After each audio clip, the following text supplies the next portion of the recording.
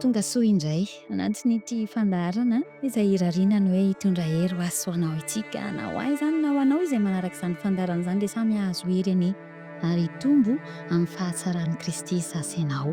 Dia manasa anao ary hoe andao hiaraka hatramin'ny mpiafaran'izany fandarana izany mba hahazoantsika tokoa izany fahasoavana sy fitahiana avy amin'Andriamanitra izany.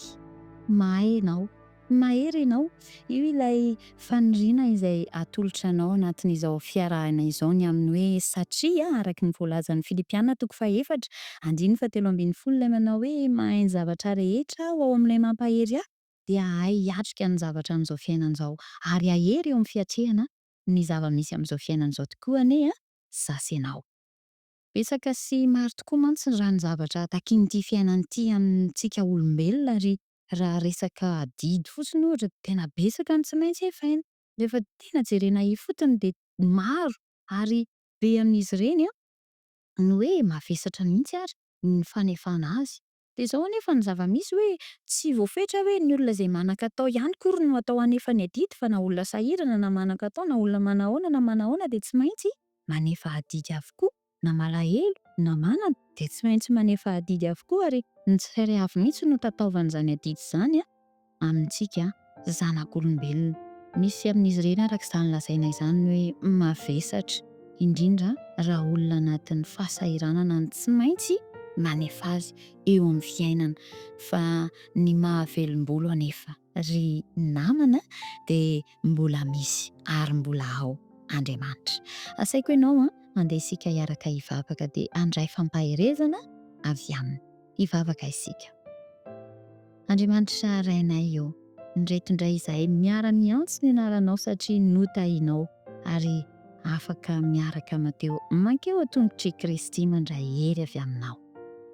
Fanirianay hoe ianao mihitsy ny teny aminay ary aokareny fanahinao masina no hanadio ny fosiny sainay ka hanampy anay amin'ny fahazahoana ny hevitra ary koa amin'ny mpampiarana sy ny fizarana an'izany amin'ny hafa. Koa mitenenay indray aminay Jehovah fa miaina anao izay mpanomponao. Anaran'i Jesosy ilay zokinay no anaovanay ny vavaka. Amen. Misy tantara iray mampihetsi-po ao amin'ny soratra masinao. Tantarana ramatoa ihany koa izy ity. Fa ramatoa iray voalaza fa malahelo kanefa nanome izay rehetra nananany sy izay tsara indrindra ka nananany teo amin'ny fiainany. Asaiko anie ianao handeha araka hijery ny voalaza mikasika an'izany ramatoa izany ao amin'ny Marka toko faharoa ambin'ny folo dia ny andininy faha iraika amby efapolo ka hatramin'ny faha efatra amby efapolo. Marka toko faharoa ambin'ny folo andininy faha iraika amby efapolo ka hatramin'ny faha efatra amby efapolo dia andao iarahana mijery izay resahan'izany tantara mikasika ity ramatoa iray izay nanome ny ananany sy ny tsara indrindra tamin'izay nananany ity. Izao ny voalaza Marka toko faharoa ambin'ny folo andininy faha iraika ambin'ny folo iraika amby efapolo azafady toko faharoa ambin'ny folo dia andininy faha iraika amby efapolo ka hatramin'ny andininy faha efatra amby efapolo. Ny soramandry ho lohatenin'izany ampahany dia hoe ny amin'ilay mpitondra tena nandatsa-bola tao amin'ny fandatsahan-drakitra. Raha nipetraka tandrify ny fandatsahan-drakitra Jesosy dia nijery ny fandatsaky ny vahoaka vola tao izy ary maro ny mpanankarena nandatsaka be tao. Fa nisy mpitondra tena malahelo anankiray kosa tonga teo ka nandatsaka farantsakely 2 ankevitry ny vary roventy avy. Ary Jesosy niantso ny mpianany anatony azy ka nanao taminy hoe lazaiko aminareo marina tokoa fa io mpitondra tena malahelo io efa nandatsaka be noho izay rehetra nandatsaka tao amin'ny fandatsahan-drakitra. Fa ireo rehetra ireo dia tamin'ny haben'ny fananany nandatsahany tao fa izy kosa tamin'ny alahelony no nandatsahany tao izay rehetra nananany dia ny fivelomany rehetra. Fihetsem-po fanoloran-tena mampihetsi-po ary tena nankasitrahan'i Jesosy ny nananany ity ramatoa ity. Fomba fiaina izay hoe tsy mihazona ho azy na dia efa kely ary ilay ananany na dia voalaza ary izy fa olona malahelo dia tsy mihazona ho azy irery izay heveriny hoe kely mba hananany ny fomba fiaina izay nananan'ity ramatoa ity hoe efa kely ity no mba tokony silisilihana, ity kely ity no mbola ho tsinjatsinjanaina ho amin'ny hafa ve? Fa voalazan'ny soratra masina fa nomeny manontolo ary izay rehetra nananany mihitsy ary izany. De eo amin'ny andininy faha-efatra amby efapolo manko no hanambarany tsara fa hoe ireo rehetra ireo zany de tamin'ny habeny fananany nandatsahany tao fa ity vehivavy ity kosa de tamin'ny alahelony no nandatsahany tao izay rehetra nananany de ny fivelomany rehetra de tsy hoe akory hoe nalahelo izy nandrotsaka an'le izy fa le fiainany mihitsy no efa olona malahelo. Raha mijery ny tenin'Andriamanitra amin'ny teny hafa isika ohatra hoe raha amin'ny teny frantsay zao de miteny izy hoe izay ananany fa tsy hoe nalahelo le olona nanome an'le izy. Raha vakintsika zany zao ny baiboly teny frantsay ny version Louis II de hoy izy hoe: «Car tous ont mis de leur superflu, mais elle a mis de son nécessaire tout ce qu'elle possédait, tout ce qu'elle avait pour vivre.»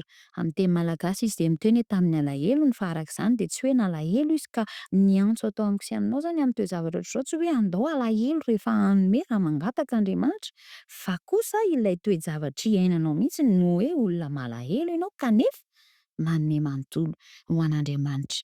De asa mety ho inona re ny toe-javatra iainanao ankehitriny ka atsapanao olona malahelo, olona efa resahantsika eto foana hoe sahirana, mety ho sahiran-dava, mety ho efa mipongo mihitsy vao homana, mety ho efa mitoloko, milofoka mihitsy zay vao mba manana an'izay mba hiratany eo amin'ny fiainana. Inona ny zavatra mety ho atsapanao fa ianao ihany koa de olona heverina ho malahelo fa miantso anao nefa Andriamanitra hanome azy de andeha ho tahak'ity vehivavy ity hanome izay ananany rehetra ary ny fiainany manontolo mihitsy, nanome izay tsara indrindra zany tsisy nanombinany ka namelany tany an-trano fa voalaza fa ny fiainany manontolo mihitsy. De izao anefa nankasitrahany Kristy, nambaran'i Kristy natsony mihitsy ny mpianany avy nareo aty, ity vehivavy ity no nanome be indrindra ankasitrahan'Andriamanitra rehefa manolotra ny tsara indrindra, manolotra ny zavatra rehetra ho an'Andriamanitra zasenao. De andao inoako mantsy fa tsy misy amintsika na iray ary tsy maniry ny ho fankasitrahan'Andriamanitra ny fiainantsika de andeha hanome ka namatsiaro tena ho irery. Anisan'izay voatonona ho mpitondra tena moa ity ramatoa ity. Mety ho lehilahy efa tsy manambady fa efa nodimandry ny vady ianao, mety ho vehivavy efa manano tena ianao, mety ho reny na ray izay toka-tena mamelona irery ny zanakao sady lahy ny vavy sady amin'ny ankilany andaniny, mety ho olona mety manana fianakaviana complet hoy ny teny frantsay hoe feno, misy dada misy neny eo daholo misy ankohonana kanefa sahirana ary mahatsapa vesatra mafy amin'ny fiainana ianao. N'inon'inona toe-javatra misy ary n'inon'inona toerana misy ianao de izao hoe miantso asenao Andriamanitra fa andao atolotra azy fotsiny, fotsiny ny anambarana azy fa atolotra azy manontolo ny momba antsika rehetra. Andao atolotra an'Andriamanitra, omena ho fanatitra fa hankasitraka an'izany Andriamanitra. Ary rehefa ankasitrahan'Andriamanitra de izay ankasitrahany no mahazo ny fiahiana avy aminy. Raha mijery zao tsika tantara hafa ihany koa amin'ny baiboly de ny tantaran'i Joba. Joba de voalaza fa lehilahy nankasitrahan'Andriamanitra fa tonga nalahelo izy noho ny etraketraky Satana ary Andriamanitra hatrany anefa no nifeny tantara raha ny momba an Joba. De io Andriamanitra io tsy mbola miova ankehitriny. Ndao anie raha jerentsika vetivety ny lazain'i Joba toko voalohany andininy fahaenina de ahoana ny voalazan'izany? Joba toko voalohany teny andininy fahaenina de zao ny voalaza ao: ary tamin'ny indray andro no niavy ireo zanak'Andriamanitra izy teo anatrehan'i Jehovah de mba tonga teo koa Satana tafaharo taminy. Ay rehefa mivory Andriamanitra sy ny miaraka aminy de mihelohelo eo Satana fa inona ny ataony eo? Mihera ny aminy hoe azoko atao ve ny mikasika. De eo amin'ny andininy manaraka eo rehefa niteny tamin'Andriamanitra izy fa hoe io Joba anao io anie ka mifikitra fotsiny am'izay zavatra ananany e. De hoy izy eo amin'ny andininy faha-raika ambin'ny folo hoe: "Injiro ange ny tananao ka tendreo izay ananany raha tsy hitantsika eo fa andahanao io." De hoy Andriamanitra eo amin'ny andininy faha roa ambin'ny folo. De hoy Jehovah tamin'ny Satana: "Indro eo an-tananao izay ananany rehetra, fa ny tenany ihany no azo anjeranao ny tananao." De nivoaka niala Satana teo anatrehan'Andriamanitra. Ny zava-misy de izao zany nde ho sotomintsika amin'ny tantarany Joba io. Joba de lehilahy nankasitrahan'Andriamanitra, fahasoparany Satana ny fiainany, fa Satana nefa tsy afaka nanao ininona raha tsy nihera tamin'Andriamanitra aloha. De navelan'Andriamanitra izy fa ny tena izy hoe ny tenany, ny ainy no aza kasihana, aza asianao ny tenany, zany hoe Andriamanitra miambina. Misy ny trangan-javatra sarotra eo amin'ny fiainana, fa Andriamanitra miambina sy miaro ny zanany amin'ny Satana, tsy hamelan'ny Satana ahafaty ny zanany Andriamanitra. Ary Satana arak'izany tsy mahazo alalana raha tsy mihera aloha. Zay vao avelan'Andriamanitra hikasika ny zanany, zany hoe tsy hoe fananian'Andriamanitra akory ny hampahory anao, fa izao ao ambadiky ny zavatra rehetra nefa de misy trano fitaratra iahian'Andriamanitra ny toe-javatra rehetra. Hitantsika ohatry ny hoe raha manao fandarina toy izao de misy ny trano fitaratra iadidin'ireo teknisianina ny toe-javatra ahafahan'izany miampita any amintsika. Ohatr'izany ihany koa raha misy manao fampisehoana ny olona iray de misy foana ireny ao ambadiky ny rideau hoy ny filaza azy, rehefa eny an-dampihazo mandrafitra ny zavatra aty ambadika tsy hitan'ny olona rehetra aty mba hatomombana ny zavatra rehetra. De tahaka an'izany Andriamanitra sy ny anjeliny de mivory ao amin'ilay toerana. Amin'ny teny frantsay de misy antsoina azy hoe coulisse ohatra. Ao ambadika ao Andriamanitra miambina ary efa mametra ny Satana hoe tsy kitihanao ny ainy. Ka n'inona toe-javatra sarotra tsy afaka mikofoka Satana raha tsy Andriamanitra ny mamela azy de andeha. Entina ampaherezana antsika izany toe-javatra izany. Andeha n'inona angatan'Andriamanitra de andao omena azy ny tsara indrindra. Andao omena azy mihitsy ny fiainantsika manontolo mba ho feheziny sy ho arovany, fa ny zanany manko de karakarainy tahaka ny Joba. Na miaritra toe-javatra sarotra ary efa ny manan'Andriamanitra ny tsara indrindra. De miantso asa ianao nde tsy salasala hanolo-tena sy hanompo an'Andriamanitra.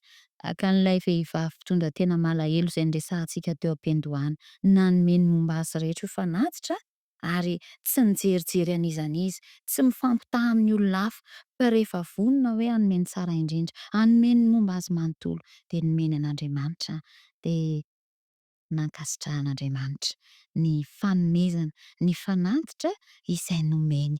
Ary Andriamanitra kosa minona sy azo antoka fa efa nanomana fahasoavana, fiambenana, fiarovana, fanampiana, fiainana azo antoka. Raha tsy tety ary zany de amin'ny fiainana mandrakizay ao aorinan' izao rehetra izao efa omanin'Andriamanitra izany. Ka asa mety misy mampalahelo anao ve ny tranga iainanao amin'izao fotoana izao? Mety misy mafy ve? Mety hoe ao amin'ny soratra masina moa misy fomba filaza zay hoe manambady tsy kristianina, tsy mitovy finoana, de ohatrany hoe samy hafa ny trangan-javatra hiantrehana amin'ny fiainana. Mety koa endrin-javatra hafa mahatonga anao hanana vesatra eo amin'ny fiarahanao amin'Andriamanitra ve? N'inona sakana sarotra de mideza masahe manolotra ny mombanao an'Andriamanitra, fa izy de hankasitraka anao. Omeo an'Andriamanitra ny tsara indrindra, omeo an'Andriamanitra ny fiainanao, fa izy efa vonona ny hianteheranao. Andeha hivavaka ho anao, fa manaiky ve nefa ianao ny hoe hanome an'Andriamanitra ny mahakasika anao, ka izy kosa hankasitraka de hitantana ny fiainanao. Mino aho fa manaiky ianao, andao ary hiaraka hivavaka isika. Andriamanitra misaotra indrindra izahay fa mbola maharay antso ny amin'ny hoe hanolorany ny fiainanay ho anao. Ndreto izahay raiso Andriamanitra ary ekeo na de tsy mendrika aza amboary tokoa ny fiainanay de mba ho ankasitrahanao izahay ary afaka ny ahay sy ahery hatrehana an'izao fiainana izao, satria enao tokoa no efa ambadiky ny zavatra rehetra mampanjary ny fiainanay. De matoky anao izahay, misaotra indrindra ary misaotra ny amin'ny fanahinao masina izay tsy sarahanao aminay. Amin'ny anaran'i Jesosy, ilay mpanavitra anay no ivavahanay. Amen. De mampahery anao hatrany hatrany fa ahay tokoa ianao ary ahery ianao. Ny tenin'Andriamanitra andeha hisarahantsika eto izay lazainy ohabolana toko fahatelo amby roapolo andininy fahaenina amby roapolo. Raiso ho anao izao antso atefan'Andriamanitra amin'ny alalan'ny teniny ho anao izao. Ohabolana toko fahatelo amby roapolo andininy fahaenina amby roapolo manao hoe: anaka, atolory ihany fonao ary aoka ny masonao, ho faly mijery ny lalako. Mba ho faly amin'ny fitserenan'Andriamanitra sy ny fihazonana ny fiarahana aminy ny zasenao ary izy kosa ny hankasitraka anao. Mandra-piona indray ary samy mahery.